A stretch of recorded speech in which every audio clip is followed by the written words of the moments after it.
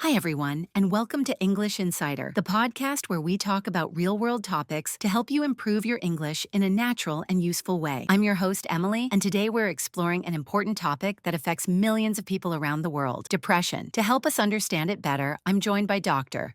James Peterson, a clinical psychologist who works with people facing emotional challenges every day. Hi, Emily. It's great to be here. I'm really glad we're having this conversation. Depression is very common, but a lot of people still don't fully understand it or feel afraid to talk about it. That's right. And while we explore this important topic, we'll also learn some useful English vocabulary along the way. So let's get started. Dr. James, can we begin with a simple question? What exactly is depression? Depression is a mental health condition. It affects how people feel, think, and behave. It's more than just feeling sad for a day or two. Everyone has a bad day once in a while. That's part of life. But depression is different. When someone feels down or hopeless most of the time for weeks or even months, and they stop enjoying the things they once loved, that may be depression. So it's not just about being in a bad mood? Exactly. It's much deeper. It can affect your energy, your appetite, your sleep, your relationships, and even your thoughts about yourself and the future. Let's make this a bit more relatable. Imagine a young woman named Anna. She used to love painting and cooking, and she enjoyed spending time with her friends. But recently, she hasn't felt like doing any of those things. She stays in bed most of the day and ignores messages from her friends. Her mood has changed, and it's been this way for over 3 weeks. Could that be depression? Absolutely. That's a clear example of someone who may be experiencing depression. And she's not alone. Millions of people around the world face similar challenges. So, what are some of the common symptoms? Here are some typical signs of depression: feeling sad or hopeless almost every day, losing interest in hobbies, social events, or daily activities, sleeping too much or too little, eating more than usual, or losing your appetite completely, feeling tired and without energy, having trouble focusing or making decisions, feeling guilty or worthless, and in more serious cases, having thoughts about death or suicide. That's a lot, and it sounds overwhelming. Yes, it is. That's why depression can make it hard to cope with daily life. Even simple tasks like brushing your teeth or going outside can feel impossible. Okay, let's pause for a quick quiz to keep things fun.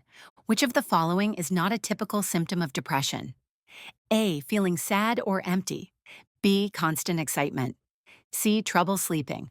We'll share the answer later in the episode. Now, Dr. James, let's talk about the causes. Why do some people get depression? Depression doesn't have just one cause. It's usually the result of many different factors working together. Some of the most common include stressful events like losing a job or a loved one, difficult childhood experiences such as trauma or abuse, feeling lonely or disconnected, a family history of mental illness, negative thinking patterns.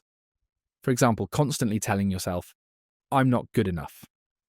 And sometimes there is no clear reason at all. So it's not always something you can see on the outside? Exactly. Someone might look completely fine, but feel very sad or empty on the inside. And importantly, depression is not a sign of weakness. It's not your fault. Let's break down some common myths and compare them with the real facts. Myth: depression means you're lazy. Fact: depression affects your energy and ability to function. It's an illness, not laziness. Myth: only adults get depressed. Fact: people of all ages, including children and teenagers, can experience depression. Myth: talking about it makes it worse. Fact: actually, talking often makes things better and helps reduce the risk of harm. Myth: you can just snap out of it. Fact: recovery takes time, care, and support, just like any other health condition. Very true. These misunderstandings can stop people from getting the help they need. But when people know the facts, they're more likely to support each other. So let's talk about how depression is treated. What are the most effective options? There are three main approaches. First, therapy, especially CBT or cognitive behavioral therapy. This helps people understand and change negative thinking patterns. Second, medication. Some people take antidepressants, which help balance brain chemicals and improve mood. Third, healthy routines, regular sleep, eating nutritious food, spending time outdoors, and even just moving your body can really help. Can people fully recover? Yes, many people recover completely. Others may have symptoms from time to time, but they learn how to manage them. The most important thing is not to give up. With the right support, people do get better. Why do so many people hide their depression? Because of stigma, people might feel ashamed or worry about being judged. But depression is a medical condition, just like asthma or diabetes. You wouldn't feel bad about getting help for a broken arm, right? All right, let's go back to our quiz. Which of these is not a common symptom of depression? The answer is B, constant excitement. People with depression usually feel low energy, sadness, or nothing at all, not high excitement. Now let's take a moment to review the vocabulary we've learned in this episode. Depression, a mental health condition causing long-term sadness and low mood. Mood, a person's emotional state. Symptoms, the signs or effects of a condition. Hopeless, feeling like nothing will improve. Therapy, talking with a professional to get help. CBT, cognitive behavioral therapy, a type of therapy that changes negative thinking. Antidepressants, medication used to help treat depression. Stigma, unfair shame or negative judgment. Cope, to manage or deal with a difficult situation. Mental health, a person's emotional and psychological well-being.